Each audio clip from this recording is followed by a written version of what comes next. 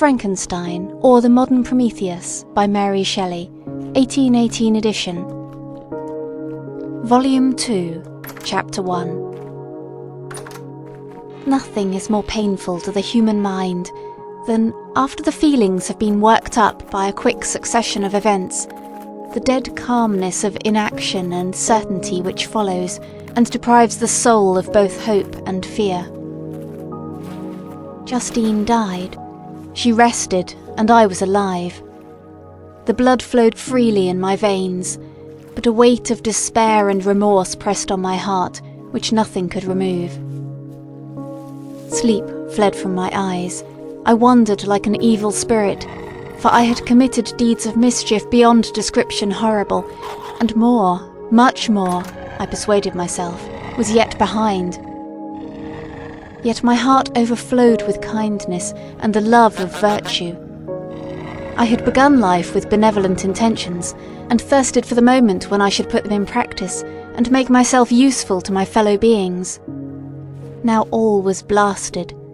Instead of that serenity of conscience, which allowed me to look back upon the past with self-satisfaction, and from thence to gather promise of new hopes, I was seized by remorse and the sense of guilt, which hurried me away to a hell of intense tortures, such as no language can describe. This state of mind preyed upon my health, which had entirely recovered from the first shock it had sustained. I shunned the face of man. All sound of joy or complacency was torture to me.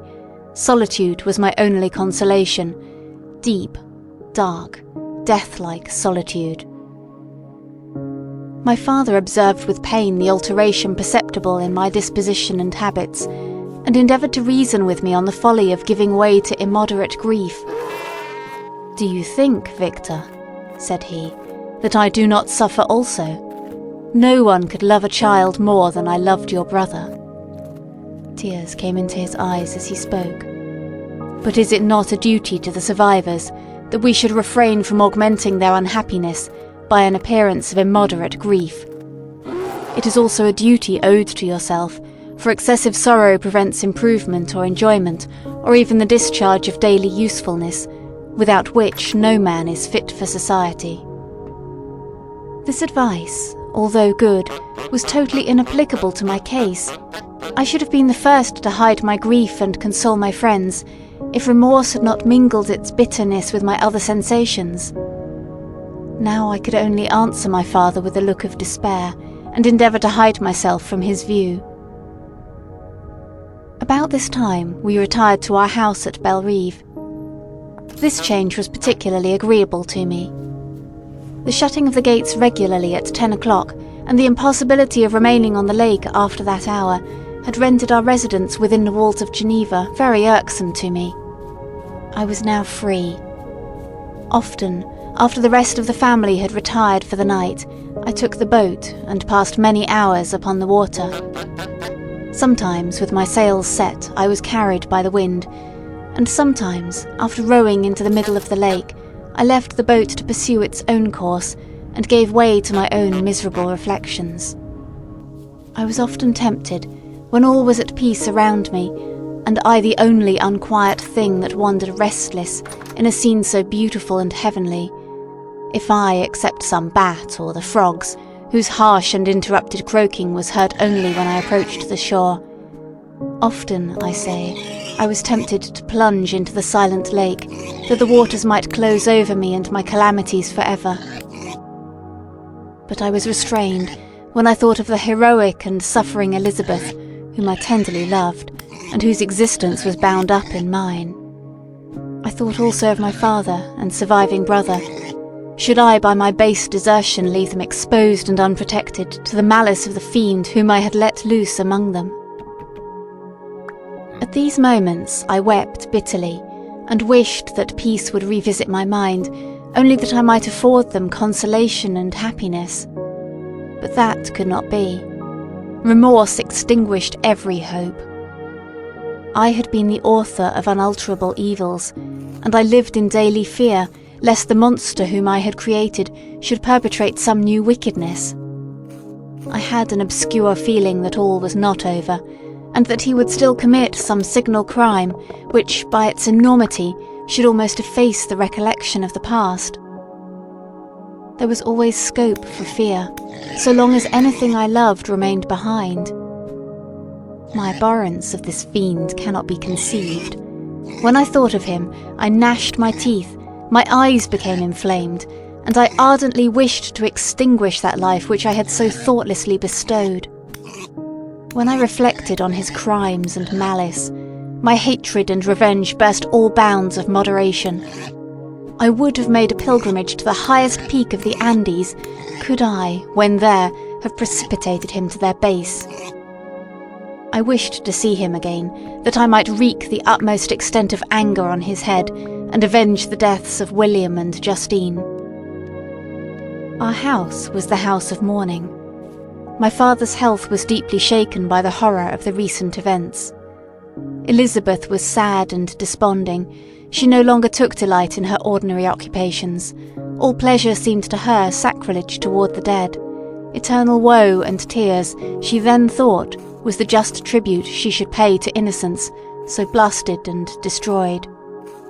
She was no longer that happy creature who in earlier youth wandered with me on the banks of the lake and talked with ecstasy of our future prospects. She had become grave, and often conversed of the inconstancy of fortune and the instability of human life. "When I reflect, my dear cousin," said she, "on the miserable death of Justine Moritz, I no longer see the world and its works as they before appeared to me. Before, I looked upon the accounts of vice and injustice that I read in books or heard from others as tales of ancient days or imaginary evils. At least they were remote and more familiar to reason than the imagination. But now misery has come home, and men appear to me as monsters thirsting for each other's blood. Yet I am certainly unjust. Everybody believed that poor girl to be guilty, and if she could have committed the crime for which she suffered, assuredly she would have been the most depraved of human creatures. For the sake of a few jewels, to have murdered the son of her benefactor and friend, a child whom she had nursed from its birth and appeared to love as if it had been her own. I could not consent to the death of any human being, but certainly I should have thought such a creature unfit to remain in the society of men. Yet she was innocent. I know, I feel she was innocent. You are of the same opinion, and that confirms me. Alas, Victor, when falsehood can look so like the truth, who can assure themselves of certain happiness? I feel as if I were walking on the edge of a precipice towards which thousands are crowding and endeavouring to plunge me into the abyss. William and Justine were assassinated, and the murderer escapes. He walks around the world free, and perhaps respected.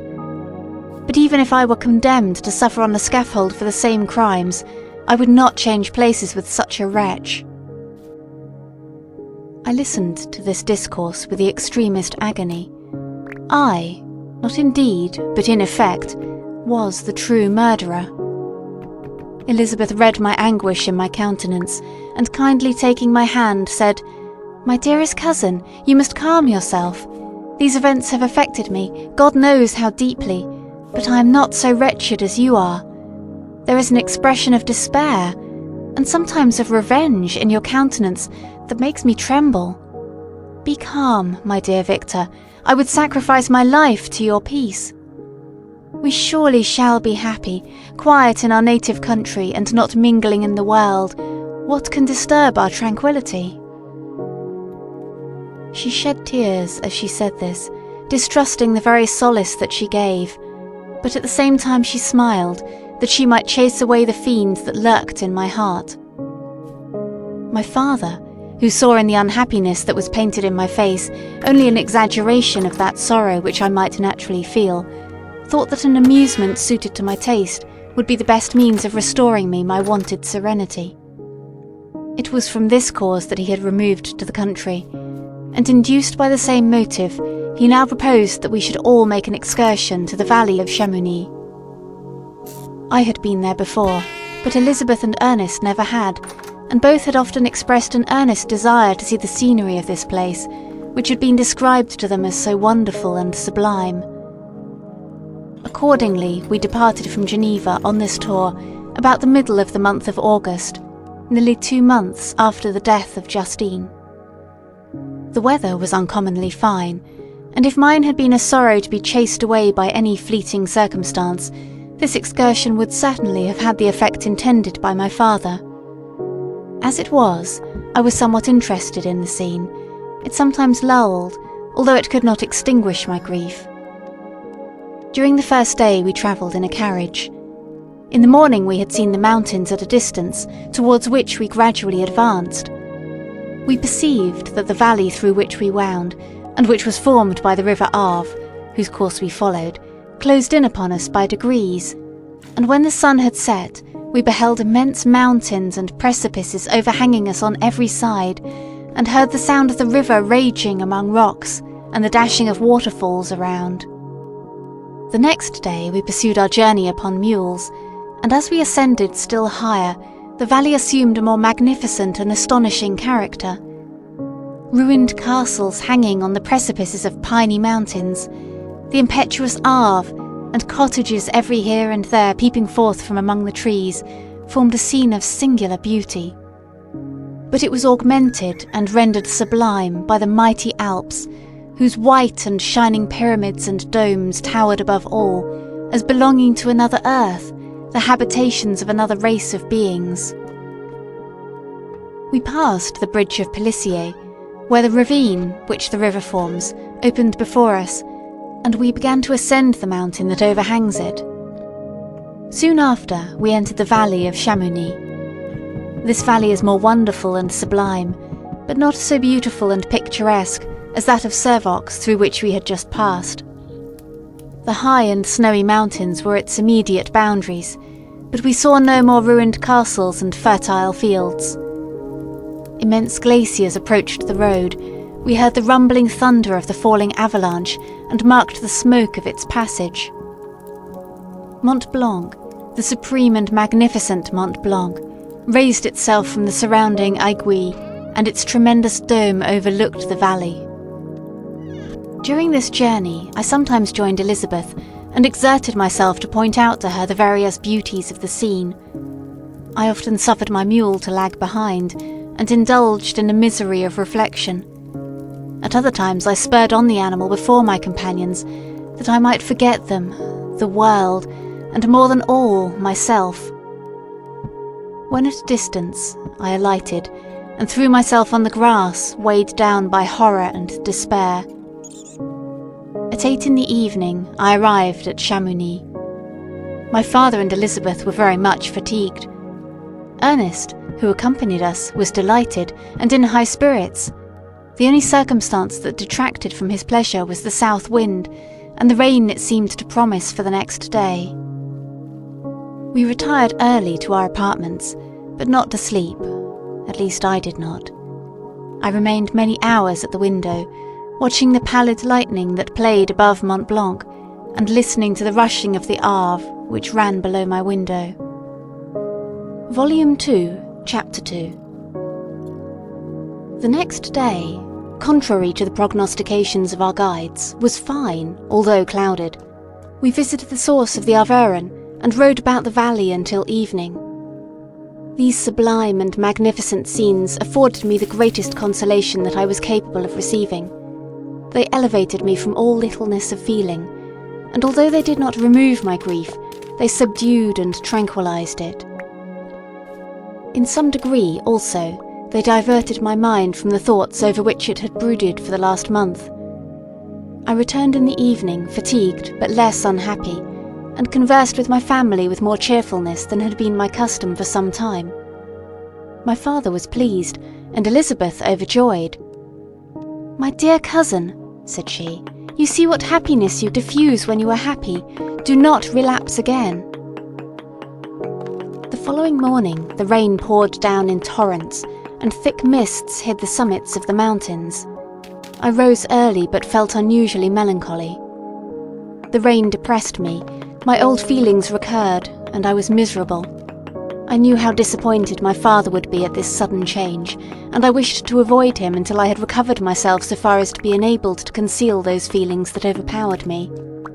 I knew that they would remain that day at the inn, and as I had ever inured myself to rain, moisture and cold, I resolved to go alone to the summit of Montanvert. I remembered the effect that the view of the tremendous and ever-moving glacier had produced upon my mind when I first saw it. It had then filled me with a sublime ecstasy that gave wings to the soul and allowed it to soar from the obscure world to light and joy. The sight of the awful and majestic in nature had indeed always the effect of solemnizing my mind and causing me to forget the passing cares of life.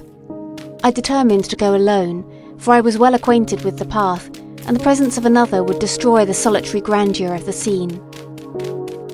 The ascent is precipitous, but the path is cut into continual and short windings, which enable you to surmount the perpendicularity of the mountain. It is a scene terrifically desolate. In 1,000 spots the traces of the winter avalanche may be perceived, where trees lie broken and strewed on the ground, some entirely destroyed, others bent, leaning upon the jutting rocks of the mountain, or transversely upon other trees. The path, as you ascend higher, is intersected by ravines of snow, down which stones continually roll from above. One of them is particularly dangerous, as the slightest sound, such as even speaking in a loud voice, produces a concussion of air sufficient to draw destruction upon the head of the speaker. The pines are not tall or luxuriant, but they are sombre and add an air of severity to the scene. I looked on the valley beneath. Vast mists were rising from the rivers which ran through it, and curling in thick wreaths around the opposite mountains, whose summits were hid in the uniform clouds, while rain poured from the dark sky and added to the melancholy impression I received from the objects around me. Alas, why does man boast of sensibilities superior to those apparent in the brute? It only renders them more necessary beings.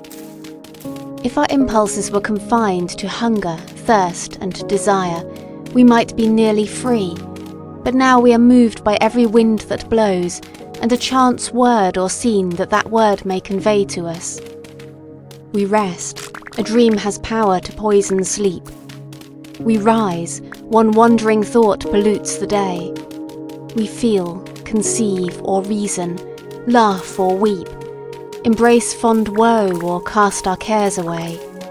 It is the same, for be it joy or sorrow, the path of its departure still is free. Man's yesterday may ne'er be like his morrow, naught may endure but mutability. It was nearly noon when I arrived at the top of the ascent. For some time I sat upon the rock that overlooks the sea of ice. A mist covered both that and the surrounding mountains. Presently a breeze dissipated the cloud, and I descended upon the glacier. The surface is very uneven, rising like the waves of a troubled sea, descending low and interspersed by rifts that sink deep. The field of ice is almost a league in width, but I spent nearly 2 hours in crossing it. The opposite mountain is a bare, perpendicular rock. From the side where I now stood, Montanvert was exactly opposite, at the distance of a league, and above it rose Mont Blanc, in awful majesty. I remained in a recess of the rock, gazing on this wonderful and stupendous scene. The sea, or rather the vast river of ice, wound among its dependent mountains, whose aerial summits hung over its recesses. Their icy and glittering peaks shone in the sunlight over the clouds. My heart, which was before sorrowful, now swelled with something like joy. I exclaimed, "Wandering spirits, if indeed ye wander, and do not rest in your narrow beds, allow me this faint happiness, or take me, as your companion, away from the joys of life." As I said this, I suddenly beheld the figure of a man, at some distance, advancing towards me with superhuman speed. He bounded over the crevices in the ice, among which I had walked with caution. His stature also, as he approached, seemed to exceed that of man. I was troubled, A mist came over my eyes, and I felt a faintness seize me, but I was quickly restored by the cold gale of the mountains. I perceived, as the shape came nearer, sight tremendous and abhorred, that it was the wretch whom I had created. I trembled with rage and horror, resolving to wait his approach, and then close with him in mortal combat. He approached. His countenance bespoke bitter anguish, combined with disdain and malignity, while its unearthly ugliness rendered it almost too horrible for human eyes. But I scarcely observed this. Anger and hatred had at first deprived me of utterance, and I recovered only to overwhelm him with words expressive of furious detestation and contempt. "Devil," I exclaimed, "do you dare approach me, and do you not fear the fierce vengeance of my arm wreaked on your miserable head? Begone, vile insect, or rather stay that I may trample you to dust, and oh that I could, with the extinction of your miserable existence, restore those victims whom you have so diabolically murdered." "I expected this reception," said the demon. "All men hate the wretched. How then must I be hated, who am miserable beyond all living things? Yet you, my creator, detest and spurn me, thy creature, to whom thou art bound by ties only dissoluble by the annihilation of one of us. You purpose to kill me. How dare you sport thus with life? Do your duty towards me, and I will do mine towards you and the rest of mankind. If you will comply with my conditions, I will leave them and you at peace, but if you refuse, I will glut the maw of death until it be satiated with the blood of your remaining friends." "Abhorred monster, fiend that thou art! The tortures of hell are too mild a vengeance for thy crimes. Wretched devil, you reproach me with your creation. Come on then, that I may extinguish the spark which I so negligently bestowed." My rage was without bounds. I sprang on him, impelled by all the feelings which can arm one being against the existence of another. He easily eluded me, and said, "Be calm, I entreat you to hear me, before you give vent to your hatred on my devoted head. Have I not suffered enough, that you seek to increase my misery? Life, although it may only be an accumulation of anguish, is dear to me, and I will defend it. Remember, thou hast made me more powerful than thyself. My height is superior to thine, my joints more supple. But I will not be tempted to set myself in opposition to thee. I am thy creature, and I will be even mild and docile to my natural lord and king, if thou wilt also perform thy part, the which thou owest me. O Frankenstein, be not equitable to every other, and trample upon me alone, to whom thy justice, and even thy clemency and affection is most due. Remember that I am thy creature. I ought to be thy Adam, but I am rather the fallen angel, whom thou drivest from joy for no misdeed. Everywhere I see bliss, from which I alone am irrevocably excluded. I was benevolent and good. Misery made me a fiend. Make me happy, and I shall again be virtuous." "Begone! I will not hear you. There can be no community between you and me. We are enemies. Begone, or let us try our strength in a fight in which one must fall." "How can I move thee? Will no entreaties cause thee to turn a favourable eye upon thy creature, who implores thy goodness and compassion? Believe me, Frankenstein, I was benevolent. My soul glowed with love and humanity. But am I not alone, miserably alone? You, my creator, abhor me. What hope can I gather from your fellow creatures who owe me nothing? They spurn and hate me. The desert mountains and dreary glaciers are my refuge. I have wandered here many days. The caves of ice, which I only do not fear, are a dwelling to me, and the only one which man does not grudge. These bleak skies I hail, for they are kinder to me than your fellow beings. If the multitude of mankind knew of my existence, they would do as you do, and arm themselves for my destruction. Shall I not then hate them who abhor me? I will keep no terms with my enemies. I am miserable, and they shall share my wretchedness.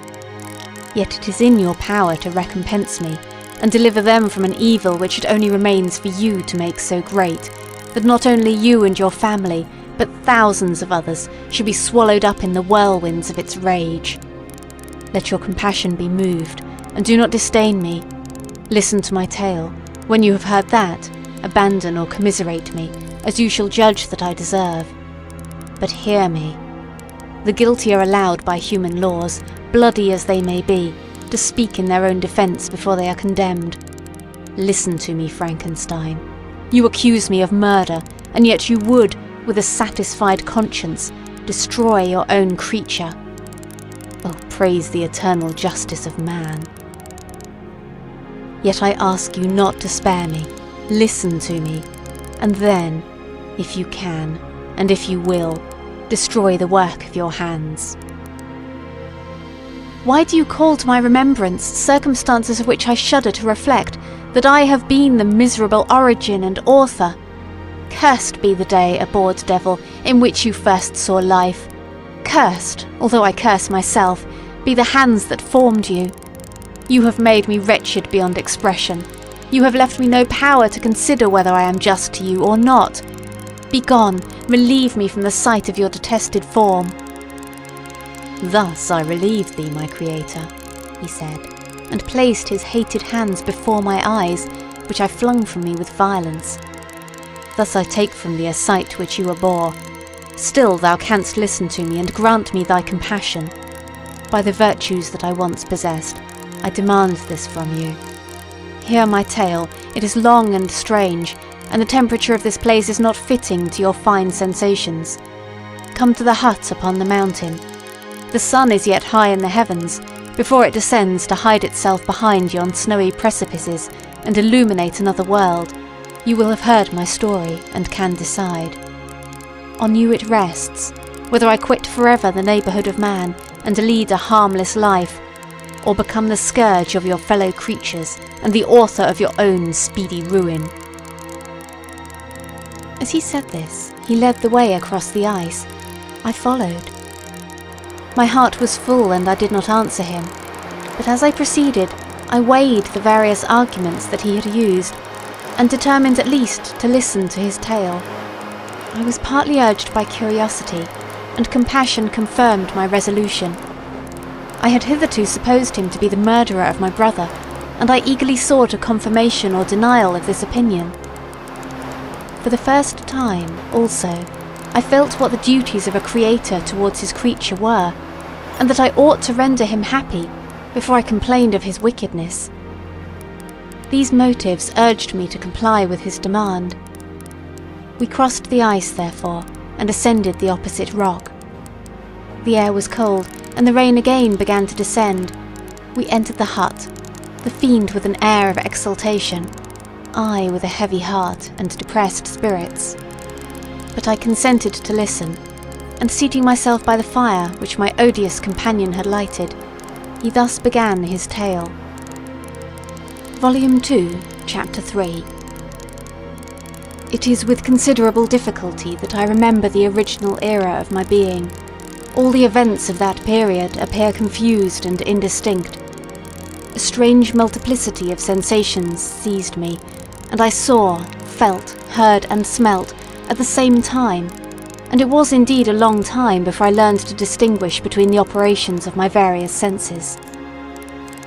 By degrees, I remember, a stronger light pressed upon my nerves, so that I was obliged to shut my eyes. Darkness then came over me and troubled me, but hardly had I felt this when, by opening my eyes, as I now suppose, the light poured in upon me again. I walked, and I believe descended, but I presently found a great alteration in my sensations. Before, dark and opaque bodies had surrounded me, impervious to my touch or sight, but I now found that I could wander on at liberty, with no obstacles which I could not either surmount or avoid. The light became more and more oppressive to me, and the heat wearying me as I walked, I sought a place where I could receive shade. This was the forest near Ingolstadt, and here I lay by the side of a brook, resting from my fatigue, until I felt tormented by hunger and thirst. This roused me from my nearly dormant state, and I ate some berries which I found hanging on the trees or lying on the ground. I slaked my thirst at the brook, and then lying down was overcome by sleep. It was dark when I awoke. I felt cold also, and half frightened as it were instinctively, finding myself so desolate. Before I had quitted your apartment, on a sensation of cold, I had covered myself with some clothes, but these were insufficient to secure me from the dews of night. I was a poor, helpless, miserable wretch. I knew and could distinguish nothing, but feeling pain invade me on all sides, I sat down and wept. Soon, a gentle light stole over the heavens and gave me a sensation of pleasure. I started up and beheld a radiant form rise from among the trees. I gazed with a kind of wonder. It moved slowly, but it enlightened my path, and I again went out in search of berries. I was still cold, when under one of the trees I found a huge cloak, with which I covered myself, and sat down upon the ground.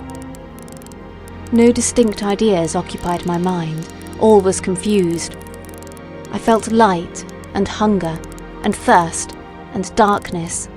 Innumerable sounds rung in my ears, and on all sides various scents saluted me. The only object that I could distinguish was the bright moon, and I fixed my eyes on that with pleasure. Several changes of day and night passed, and the orb of night had greatly lessened when I began to distinguish my sensations from each other. I gradually saw plainly the clear stream that supplied me with drink, and the trees that shaded me with their foliage. I was delighted when I first discovered that a pleasant sound, which often saluted my ears, proceeded from the throats of the little winged animals who had often intercepted the light from my eyes. I began also to observe with greater accuracy the forms that surrounded me, and to perceive the boundaries of the radiant roof of light which canopied me. Sometimes I tried to imitate the pleasant songs of the birds, but was unable. Sometimes I wished to express my sensations in my own mode, but the uncouth and inarticulate sounds which broke from me frightened me into silence again. The moon had disappeared from the night, and again with a lessened form showed itself while I still remained in the forest. My sensations had, by this time, become distinct, and my mind received every day additional ideas. My eyes became accustomed to the light, and to perceive objects in their right forms. I distinguished the insect from the herb, and, by degrees, one herb from another. I found that the sparrow uttered none but harsh notes, while those of the blackbird and thrush were sweet and enticing. One day, when I was oppressed by cold, I found a fire which had been left by some wandering beggars, and was overcome with delight at the warmth I experienced from it. In my joy I thrust my hand into the live embers, but quickly drew it out again with a cry of pain. How strange, I thought, that the same cause should produce such opposite effects. I examined the materials of the fire, and to my joy found it to be composed of wood. I quickly collected some branches, but they were wet and would not burn. I was pained at this, and sat still watching the operation of the fire. The wet wood which I had placed near the heat dried, and itself became inflamed. I reflected on this, and, by touching the various branches, I discovered the cause, and busied myself in collecting a great quantity of wood, that I might dry it and have a plentiful supply of fire. When night came on, and brought sleep with it, I was in the greatest fear lest my fire should be extinguished. I covered it carefully with dry wood and leaves, and placed wet branches upon it, and then, spreading my cloak, I lay on the ground and sunk into sleep. It was morning when I awoke, and my first care was to visit the fire. I uncovered it, and a gentle breeze quickly fanned it into a flame. I observed this also, and contrived a fan of branches, which roused the embers when they were nearly extinguished. When night came again, I found with pleasure that the fire gave light as well as heat, and that the discovery of this element was useful to me in my food, for I found some of the offals that the travellers had left had been roasted, and tasted much more savoury than the berries I gathered from the trees. I tried, therefore, to dress my food in the same manner, placing it on the live embers. I found that the berries were spoiled by this operation, and the nuts and roots much improved. Food, however, became scarce, and I often spent the whole day searching in vain for a few acorns to assuage the pains of hunger. When I found this, I resolved to quit the place that I had hitherto inhabited, to seek for one where the few wants I experienced would be more easily satisfied. In this emigration, I exceedingly lamented the loss of the fire which I had obtained through accident, and knew not how to reproduce it. I gave several hours to the serious consideration of this difficulty, but I was obliged to relinquish all attempt to supply it, and, wrapping myself up in my cloak, I struck across the wood towards the setting sun. I passed 3 days in these rambles, and at length discovered the open country. A great fall of snow had taken place the night before, and the fields were of one uniform white. The appearance was disconsolate, and I found my feet chilled by the cold, damp substance that covered the ground. It was about 7 in the morning, and I longed to obtain food and shelter. At length I perceived a small hut on a rising ground, which had doubtless been built for the convenience of some shepherd. This was a new sight to me, and I examined the structure with great curiosity. Finding the door open, I entered. An old man sat in it, near a fire, over which he was preparing his breakfast. He turned on hearing a noise, and perceiving me, shrieked loudly, and quitting the hut, ran across the fields with a speed of which his debilitated form hardly appeared capable.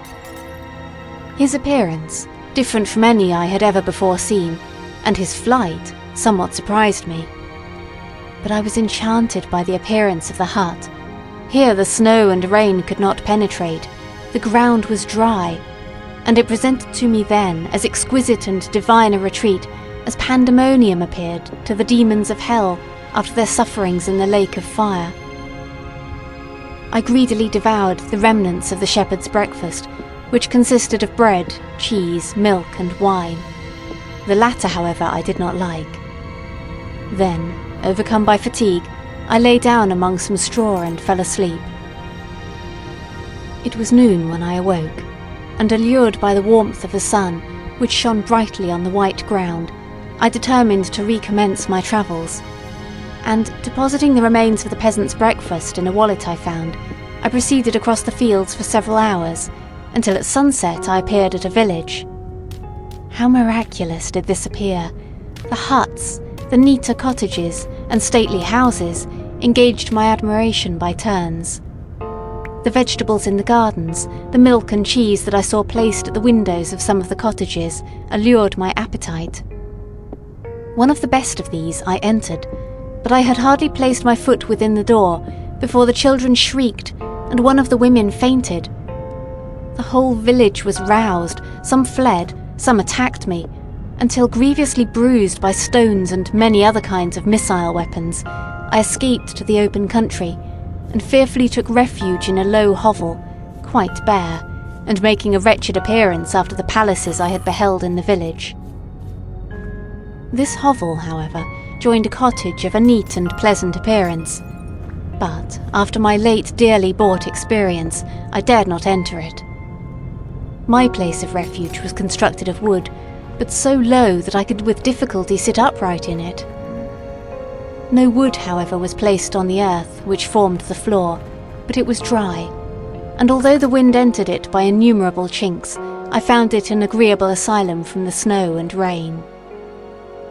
Here then I retreated and lay down, happy to have found a shelter, however miserable, from the inclemency of the season, and still more from the barbarity of man.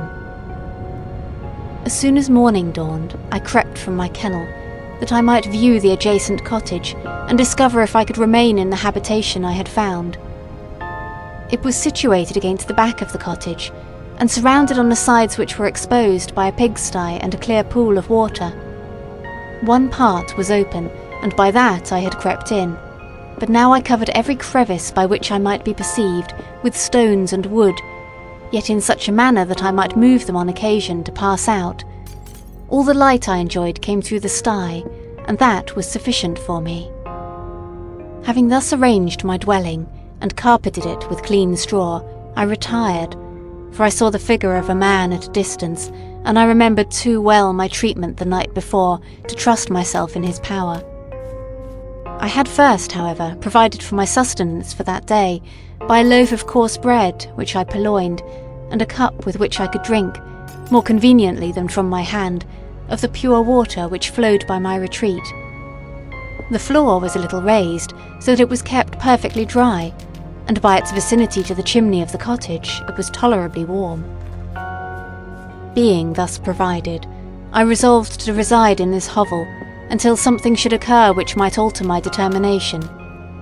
It was indeed a paradise compared to the bleak forest, my former residence, the rain-dropping branches and dank earth. I ate my breakfast with pleasure, and was about to remove a plank to procure myself a little water, when I heard a step, and looking through a small chink, I beheld a young creature, with a pail on her head, passing before my hovel. The girl was young and of gentle demeanour, unlike what I have since found cottagers and farmhouse servants to be. Yet she was meanly dressed, a coarse blue petticoat and a linen jacket being her only garb. Her fair hair was plaited, but not adorned. She looked patient, yet sad. I lost sight of her, and in about a quarter of an hour she returned, bearing the pail, which was now partly filled with milk. As she walked along, seemingly incommoded by the burden, a young man met her, whose countenance expressed a deeper despondence. Uttering a few sounds with an air of melancholy, he took the pail from her head and bore it to the cottage himself. She followed, and they disappeared. Presently I saw the young man again, with some tools in his hand, cross the field behind the cottage, and the girl was also busied, sometimes in the house and sometimes in the yard. On examining my dwelling, I found that one of the windows of the cottage had formerly occupied a part of it, but the panes had been filled up with wood. In one of these was a small and almost imperceptible chink, through which the eye could just penetrate. Through this crevice a small room was visible, whitewashed and clean, but very bare of furniture. In one corner, near a small fire, sat an old man, leaning his head on his hands in a disconsolate attitude. The young girl was occupied in arranging the cottage, but presently she took something out of a drawer which employed her hands, and she sat down beside the old man, who, taking up an instrument, began to play, and to produce sounds sweeter than the voice of the thrush or the nightingale. It was a lovely sight, even to me, poor wretch, who had never beheld aught beautiful before. The silver hair and benevolent countenance of the aged cottager won my reverence, while the gentle manners of the girl enticed my love. He played a sweet, mournful air, which I perceived drew tears from the eyes of his amiable companion, of which the old man took no notice, until she sobbed audibly. He then produced a few sounds, and the fair creature, leaving her work, knelt at his feet. He raised her and smiled with such kindness and affection that I felt sensations of a peculiar and overpowering nature. They were a mixture of pain and pleasure, such as I had never before experienced, either from hunger or cold, warmth or food, and I withdrew from the window, unable to bear these emotions. Soon after this, the young man returned, bearing on his shoulders a load of wood. The girl met him at the door, helped to relieve him of his burden, and, taking some of the fuel into the cottage, placed it on the fire.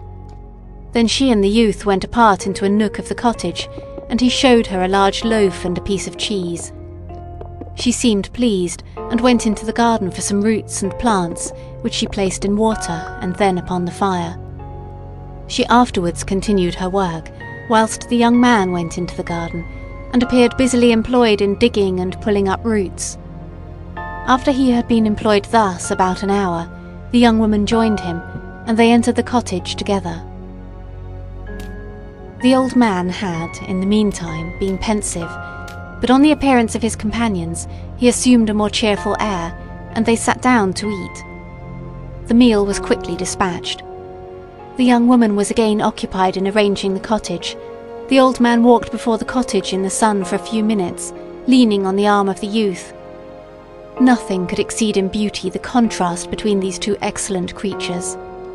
One was old, with silver hairs and a countenance beaming with benevolence and love. The younger was slight and graceful in his figure, and his features were moulded with the finest symmetry, yet his eyes and attitude expressed the utmost sadness and despondency. The old man returned to the cottage, and the youth, with tools different from those he had used in the morning, directed his steps across the fields. Night quickly shut in, but to my extreme wonder, I found that the cottagers had a means of prolonging light by the use of tapers, and was delighted to find that the setting of the sun did not put an end to the pleasure I experienced in watching my human neighbours. In the evening, the young girl and her companion were employed in various occupations which I did not understand, and the old man again took up the instrument, which produced the divine sounds that had enchanted me in the morning. So soon as he had finished, the youth began, not to play, but to utter sounds that were monotonous, and neither resembling the harmony of the old man's instrument or the songs of the birds. I since found that he read aloud, but at that time I knew nothing of the science of words or letters. The family, after having been thus occupied for a short time, extinguished their lights, and retired, as I conjectured, to rest. Vol.2 Ch.4. I lay on my straw, but I could not sleep. I thought of the occurrences of the day. What chiefly struck me was the gentle manners of these people, and I longed to join them, but dared not. I remembered too well the treatment I had suffered the night before from the barbarous villagers, and resolved, whatever course of conduct I might hereafter think it right to pursue, that for the present I would remain quietly in my hovel, watching, and endeavouring to discover the motives which influenced their actions. The cottagers arose the next morning before the sun. The young woman arranged the cottage and prepared the food, and the youth departed after the first meal. This day was passed in the same routine as that which preceded it. The young man was constantly employed out of doors, and the girl in various laborious occupations within. The old man, whom I soon perceived to be blind, employed his leisure hours on his instrument or in contemplation. Nothing could exceed the love and respect which the younger cottagers exhibited towards their venerable companion. They performed towards him every little office of affection and duty with gentleness, and he rewarded them by his benevolent smiles. They were not entirely happy. The young man and his companion often went apart and appeared to weep. I saw no cause for their unhappiness, but I was deeply affected by it. If such lovely creatures were miserable, it was less strange that I, an imperfect and solitary being, should be wretched. Yet why were these gentle beings unhappy? They possessed a delightful house, for such it was in my eyes, and every luxury. They had a fire to warm them when chill, and delicious viands when hungry. They were dressed in excellent clothes, and, still more, they enjoyed one another's company and speech, interchanging each day looks of affection and kindness. What did their tears imply? Did they really express pain? I was at first unable to solve these questions, but perpetual attention and time explained to me many appearances which were at first enigmatic.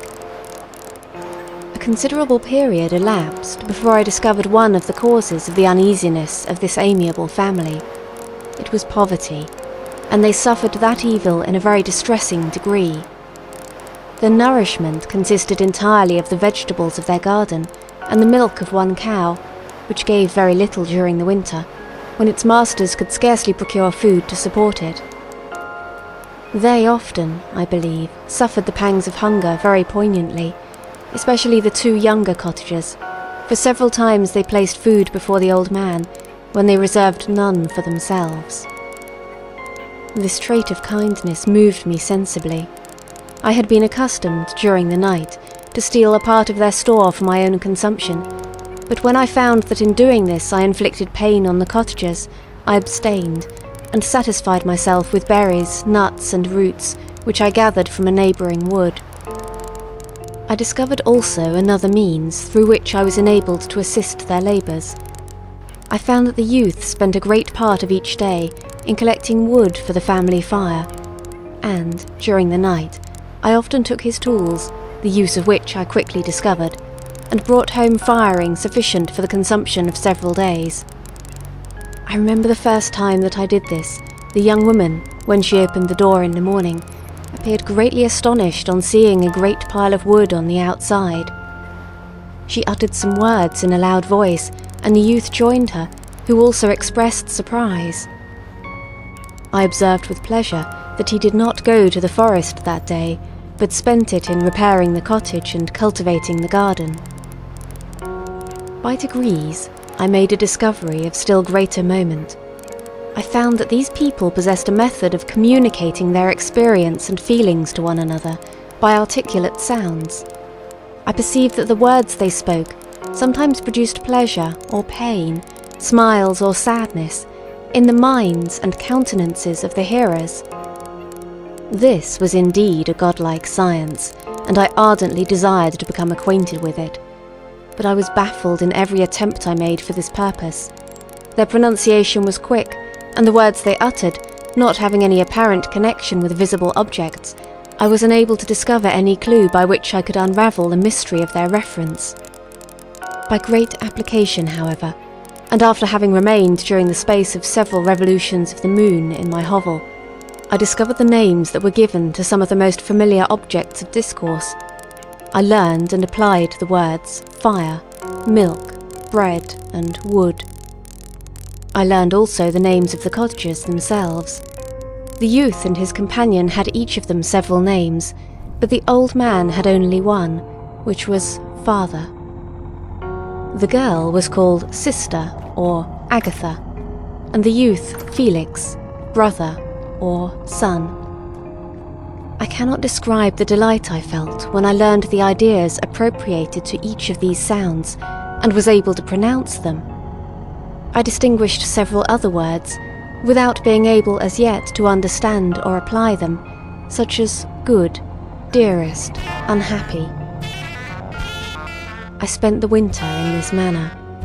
The gentle manners and beauty of the cottagers greatly endeared them to me. When they were unhappy, I felt depressed. When they rejoiced, I sympathized in their joys. I saw few human beings beside them, and if any other happened to enter the cottage, their harsh manners and rude gait only enhanced to me the superior accomplishments of my friends. The old man, I could perceive, often endeavoured to encourage his children, as sometimes I found that he called them, to cast off their melancholy. He would talk in a cheerful accent, with an expression of goodness that bestowed pleasure even upon me. Agatha listened with respect, her eyes sometimes filled with tears, which she endeavoured to wipe away unperceived, but I generally found that her countenance and tone were more cheerful after having listened to the exhortations of her father. It was not thus with Felix. He was always the saddest of the group, and, even to my unpractised senses, he appeared to have suffered more deeply than his friends. But if his countenance was more sorrowful, his voice was more cheerful than that of his sister, especially when he addressed the old man. I could mention innumerable instances which, although slight, marked the dispositions of these amiable cottagers. In the midst of poverty and want, Felix carried with pleasure to his sister the first little white flower that peeped out from beneath the snowy ground.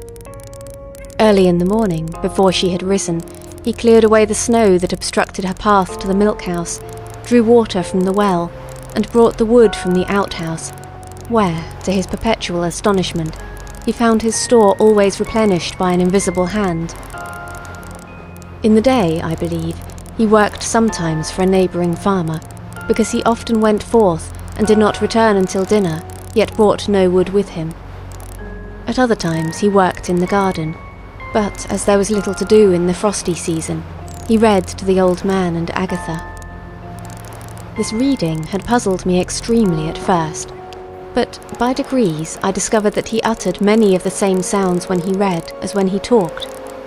I conjectured, therefore, that he found on the papers signs for speech which he understood, and I ardently longed to comprehend these also.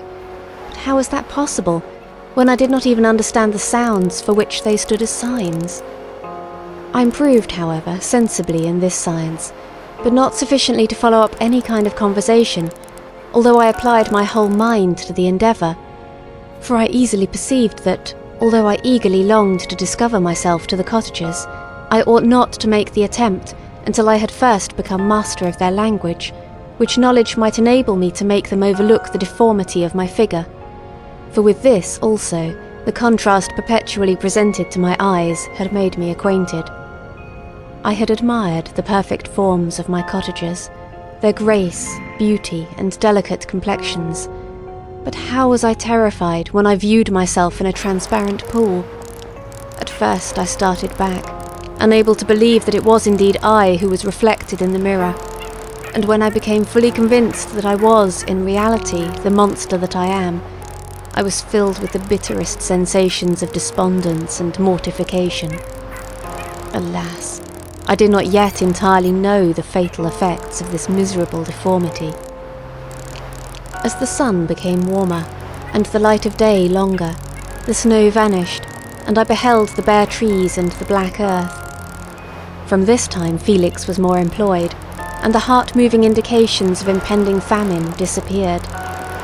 Their food, as I afterwards found, was coarse, but it was wholesome, and they procured a sufficiency of it. Several new kinds of plants sprung up in the garden, which they dressed, and these signs of comfort increased daily as the season advanced. The old man, leaning on his son, walked each day at noon, when it did not rain, as I found it was called when the heavens poured forth its waters. This frequently took place, but a high wind quickly dried the earth, and the season became far more pleasant than it had been. My mode of life in my hovel was uniform. During the morning I attended to the motions of the cottagers, and when they were dispersed in various occupations I slept. The remainder of the day was spent in observing my friends. When they had retired to rest, if there was any moon, or if the night was starlight, I went into the woods and collected my own food and fuel for the cottage. When I returned, as often as it was necessary, I cleared their path of the snow and performed those offices that I had seen done by Felix. I afterwards found that these labours, performed by an invisible hand, greatly astonished them, and once or twice I heard them, on these occasions, utter the words, "good spirit," "wonderful," but I did not then understand the signification of these terms. My thoughts now became more active, and I longed to discover the motives and feelings of these lovely creatures. I was inquisitive to know why Felix appeared so miserable, and Agatha so sad. I thought, foolish wretch, that it might be in my power to restore happiness to these deserving people. When I slept, or was absent, the forms of the venerable blind father, the gentle Agatha, and the excellent Felix flitted before me. I looked upon them as superior beings who would be the arbiters of my future destiny. I formed in my imagination 1,000 pictures of presenting myself to them, and their reception of me. I imagined that they would be disgusted, until, by my gentle demeanour and conciliating words, I should first win their favour, and afterwards their love. These thoughts exhilarated me, and led me to apply with fresh ardour to acquiring the art of language. My organs were indeed harsh, but supple, and although my voice was very unlike the soft music of their tones, yet I pronounced such words as I understood with tolerable ease. It was as the ass and the lapdog, yet surely the gentle ass, whose intentions were affectionate, although his manners were rude, deserved better treatment than blows and execration. The pleasant showers and genial warmth of spring greatly altered the aspect of the earth. Men who, before this change, seemed to have been hid in caves, dispersed themselves, and were employed in various arts of cultivation. The birds sang in more cheerful notes, and the leaves began to bud forth on the trees. Happy, happy earth, fit habitation for gods, which so short time before was bleak, damp and unwholesome. My spirits were elevated by the enchanting appearance of nature. The past was blotted from my memory, the present was tranquil, and the future gilded by bright rays of hope and anticipations of joy. Vol.2 Ch.5. I now hasten to the more moving part of my story. I shall relate events that impressed me with feelings which, from what I had been, have made me what I am. Spring advanced rapidly, the weather became fine, and the skies cloudless.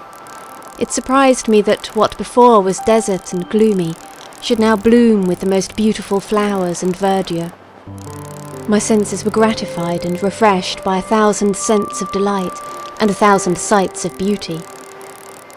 It was on one of these days, when my cottagers periodically rested from labour. The old man played on his guitar, and the children listened to him. I observed the countenance of Felix was melancholy beyond expression. He sighed frequently, and once his father paused in his music, and I conjectured by his manner that he inquired the cause of his son's sorrow. Felix replied in a cheerful accent, and the old man was recommencing his music when someone tapped at the door. It was a lady on horseback, accompanied by a countryman as a guide. The lady was dressed in a dark suit and covered with a thick black veil. Agatha asked a question, to which the stranger only replied by pronouncing, in a sweet accent, the name of Felix. Her voice was musical, but unlike that of either of my friends. On hearing this word, Felix came up hastily to the lady, who, when she saw him, threw up her veil, and I beheld a countenance of angelic beauty and expression. Her hair of a shining raven black and curiously braided.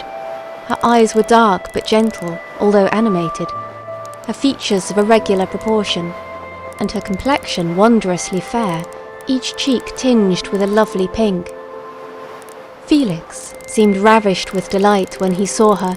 Every trait of sorrow vanished from his face, and it instantly expressed a degree of ecstatic joy of which I could hardly have believed it capable.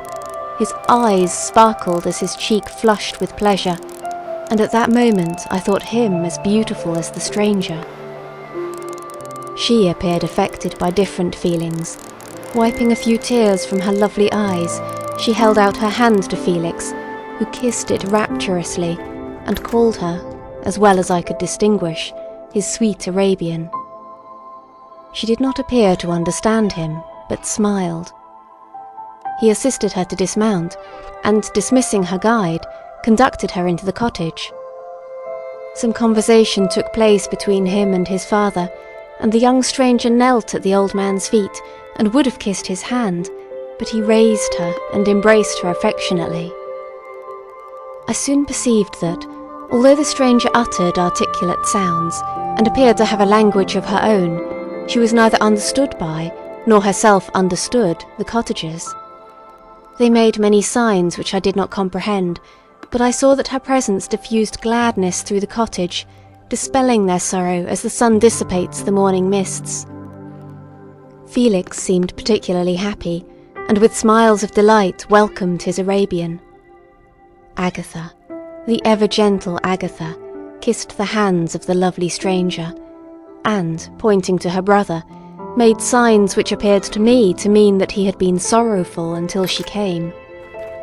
Some hours passed thus, while they, by their countenances, expressed joy, the cause of which I did not comprehend. Presently I found, by the frequent recurrence of some sound which the stranger repeated after them, that she was endeavouring to learn their language, and the idea instantly occurred to me that I should make use of the same instructions to the same end. The stranger learned about 20 words at the first lesson. Most of them, indeed, were those which I had before understood, but I profited by the others.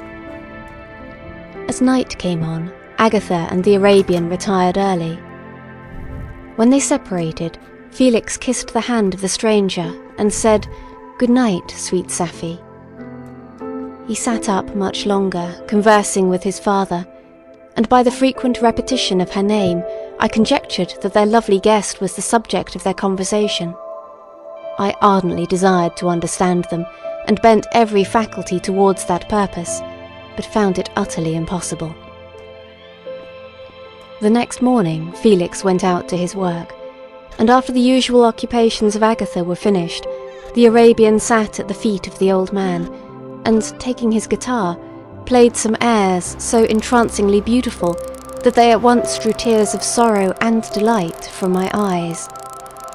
She sang, and her voice flowed in a rich cadence, swelling or dying away like a nightingale of the woods.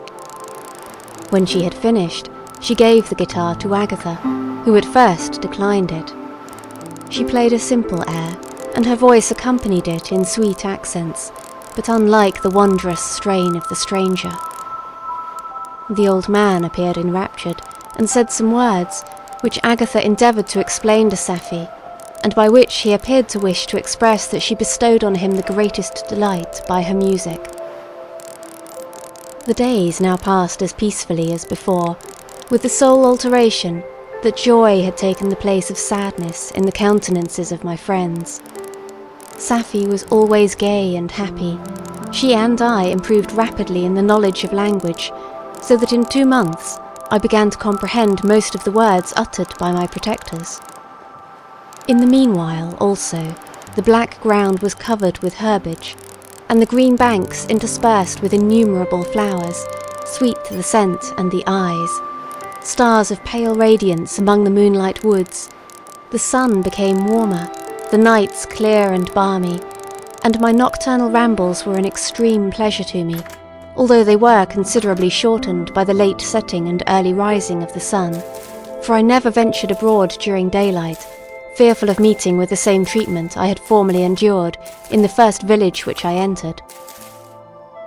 My days were spent in close attention, that I might more speedily master the language, and I may boast that I improved more rapidly than the Arabian, who understood very little, and conversed in broken accents, whilst I comprehended and could imitate almost every word that was spoken. While I improved in speech, I also learned the science of letters as it was taught to the stranger, and this opened before me a wide field for wonder and delight. The book from which Felix instructed Safie was Volney's Ruins of Empires. I should not have understood the purport of this book had not Felix, in reading it, given very minute explanations. He had chosen this work, he said, because the declamatory style was framed in imitation of the Eastern authors. Through this work I obtained a cursory knowledge of history and a view of the several empires at present existing in the world. It gave me an insight into the manners, governments and religions of the different nations of the earth. I heard of the slothful Asiatics, of the stupendous genius and mental activity of the Grecians, of the wars and wonderful virtue of the early Romans, of their subsequent degeneration, of the decline of that mighty empire, of chivalry, Christianity, and kings. I heard of the discovery of the American hemisphere, and wept, with Safie, over the hapless fate of its original inhabitants. These wonderful narrations inspired me with strange feelings. Was man, indeed, at once so powerful, so virtuous and magnificent, yet so vicious and base? He appeared at one time a mere scion of the evil principle, and at another as all that can be conceived of noble and godlike. To be a great and virtuous man appeared the highest honour that can befall a sensitive being. To be base and vicious, as many on record have been, appeared the lowest degradation, a condition more abject than that of the blind mole or harmless worm. For a long time I could not conceive how one man could go forth to murder his fellow, or even why there were laws and governments. But when I heard details of vice and bloodshed, my wonder ceased, and I turned away with disgust and loathing. Every conversation of the cottagers now opened new wonders to me. While I listened to the instructions which Felix bestowed upon the Arabian, The strange system of human society was explained to me. I heard of the division of property, of immense wealth and squalid poverty, of rank, descent, and noble blood. The words induced me to turn towards myself. I learned that the possessions most esteemed by your fellow creatures were high and unsullied descent, united with riches. A man might be respected with only one of these acquisitions, but without either, he was considered, except in very rare instances, as a vagabond and a slave, doomed to waste his powers for the profit of the chosen few. And what was I?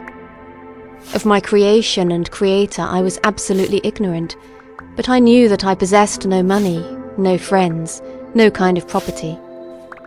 I was, besides, endowed with a figure hideously deformed and loathsome. I was not even of the same nature as men. I was more agile than they, and could subsist upon coarser diet. I bore the extremes of heat and cold with less injury to my frame. My stature far exceeded theirs. When I looked around, I saw and heard of none like me.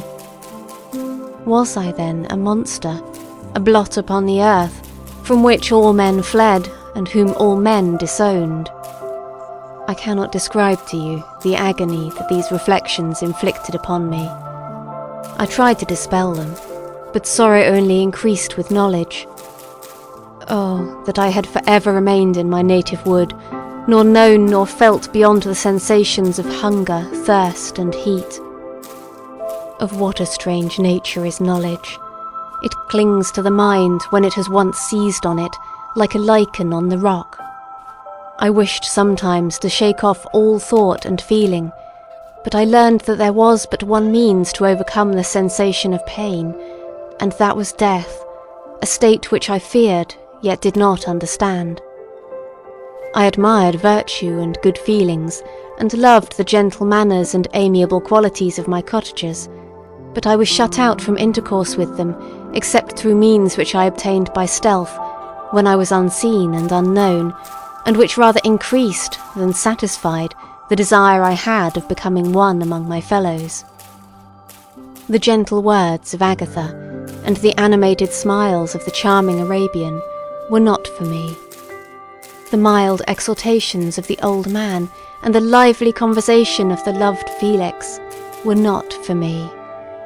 Miserable, unhappy wretch. Other lessons were impressed upon me even more deeply.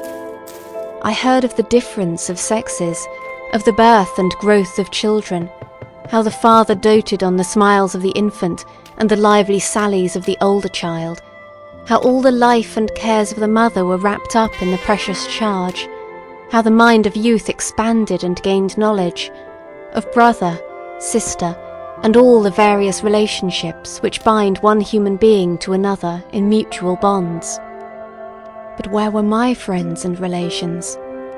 No father had watched my infant days, no mother had blessed me with smiles and caresses, or if they had, all my past life was now a blot, a blind vacancy in which I distinguished nothing. From my earliest remembrance I had been as I then was, in height and proportion. I had never yet seen a being resembling me, or who claimed any intercourse with me. What was I? The question again recurred, to be answered only with groans. I will soon explain to what these feelings tended, but allow me now to return to the cottagers, whose story excited in me such various feelings of indignation, delight, and wonder, but which all terminated in additional love and reverence for my protectors, for so I loved, in an innocent, half-painful self-deceit, to call them.